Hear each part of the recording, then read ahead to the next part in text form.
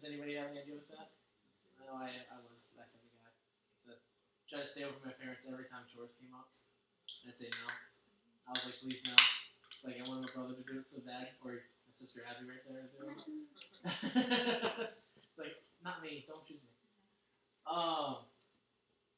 Well, with that question, it's kind of what Jonah is about in a way, where God, being the parent, was asking Jonah to do something like how my allegorical reference was to be dishes or trash. His was to, and if I'll read Jonah 1, 1 through 3.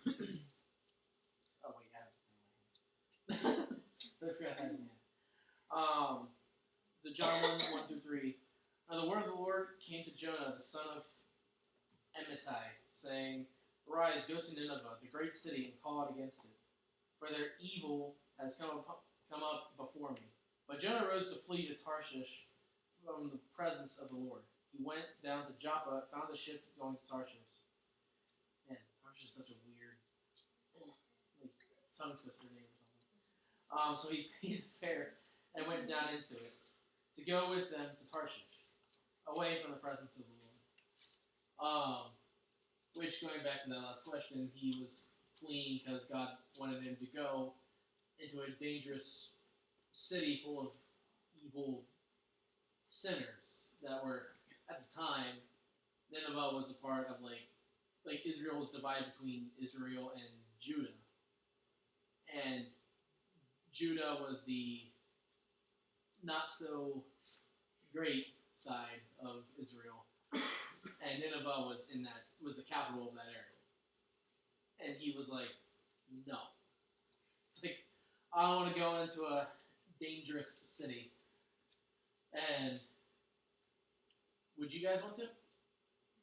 If God told you to be like, hey, I need you to go into this city full of probably any bad thing you can think of and speak against it.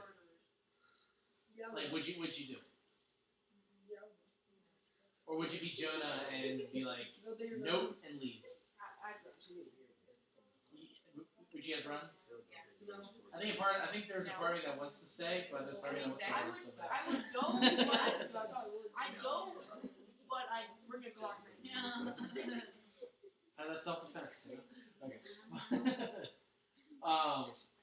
So something that I thought was interesting is where Tarshish is. So the whole thing is about can't run. Well, he was trying to run away. What I thought was interesting is how far he was trying to run away. Like, people always think, like, if you try to run away from something, it's more so, like, maybe, like, mentally just trying to block it out, or maybe you would just go, like, maybe, like, a few minutes down the street just trying to, like, maybe find a friend's house. I don't know. Trying to avoid problems. Well, this is how far Jonah went. Or tried to go.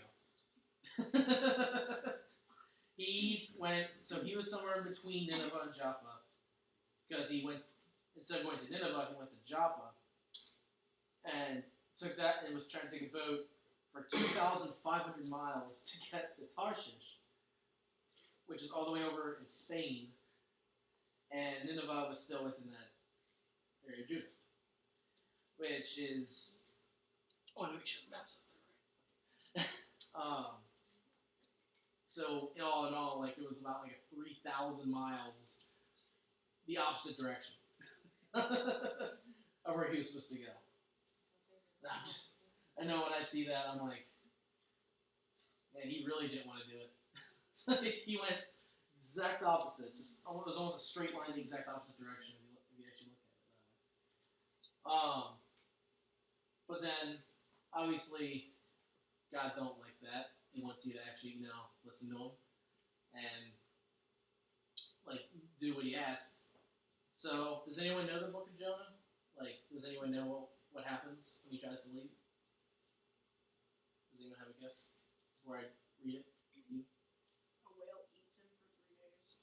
Well, there's that part. There's something that happens prior to that, though. There's something that causes that to happen. Does anyone have, like, the other parts? No? Wow, this is really nice. There's a big storm. Because in did I say First John? You did. Oh, sorry. Jonah 1, 4 through 6. But the Lord hurled a great wind upon the sea, and there was a mighty tempest on the sea, so that the ship threatened to break up. Then the mariners were afraid, and each cried out to his God. And they hurled the cargo that was in the ship into the sea to lighten it for them. But Jonah had gone down into the inner part of the ship and had lain down and was fast asleep. So the captain came and said to him, "What do you mean, you sleeper? Arise and call out to your God. Perhaps the God will give a thought to us that we may not perish." And for me, every time I read things like this, I always try to imagine being in that situation. And I'm imagining somehow being Jonah, being able to sleep through that storm. I'm like, how do you sleep through that? Because, the fact that these were probably professional sailors who could probably ride through a storm, and, they're probably have experienced it before, that these guys were panicking. It's like, it's gotta be bad. It's gotta be a bad storm. And also I'm just kind of thinking about, with this, the only reason why that this storm was happening to these sailors is because Jonah. He was running away from God. Remember? The Lord hurled a great wind upon the sea. He started it.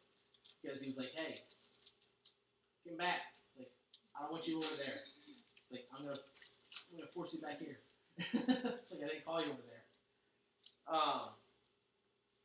And I was trying to find a good picture of what it would be like, probably what the situation would look like for the boat for Jonah, on how much it would break it up or whatever.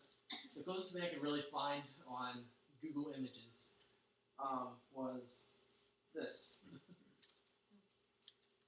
I'm not sure how accurate this is, but you can probably imagine that it was a pretty bad storm, and this is an example of probably some of the worst you can get on a sea trip,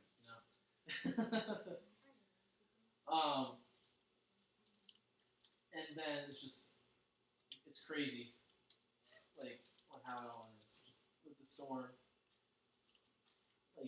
completely wrecking everything. And finally, there's the rest of the Jonah story, which ends in the whale, or the big fish. And that would be here. And they said to one another, "Come, let us cast lots, that we may know on whose account this evil has come upon us." So they cast lots, and the lot fell on Jonah. Then they said to him, "Tell us on whose account this evil has come upon us. What is your occupation, and where do you come from? What is your country, and of what people are you?" And he said to them, "I am a Hebrew, and I fear the Lord, the God of heaven, who made the sea and the dry land." Then the men were exceedingly afraid and said to him, "What is this that you have done?" For the men knew that he was fleeing from the presence of the Lord, because he had told them. Then they said to him, "What shall we do to you, that the sea may quiet down for us?" For the sea grew more and more tempestuous,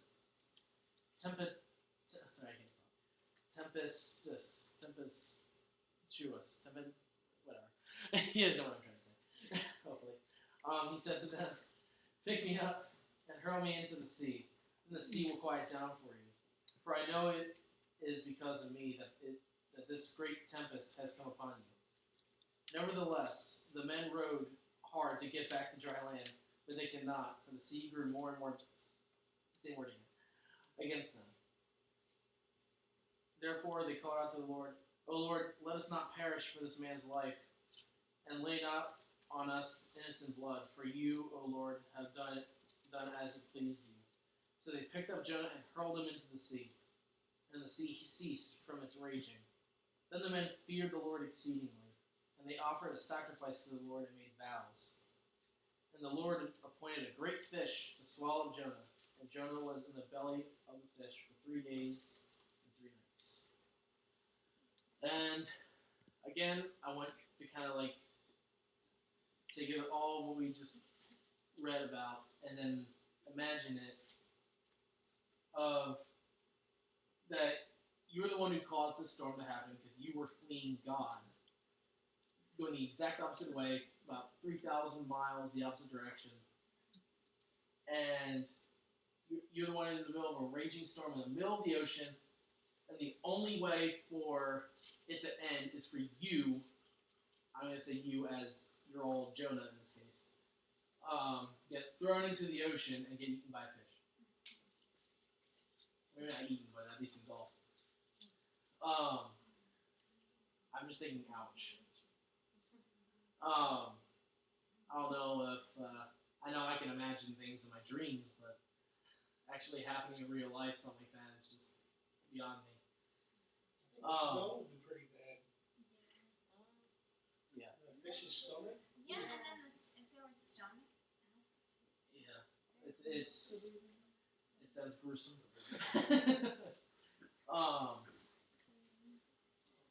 But so the whole theme of this is that he was trying to run away, but God was trying to finding ways to bring him back.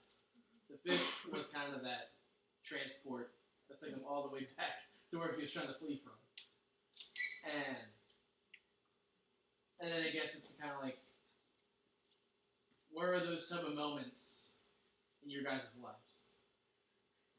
It might not be necessarily, like I said, fleeing 3,000 miles to get eaten by a fish, but there is those moments in our lives that we try to flee, and God tries to get our attention with certain areas, or maybe certain people, or certain, like, just certain things, like either that are supernatural or just things that just kind of appear.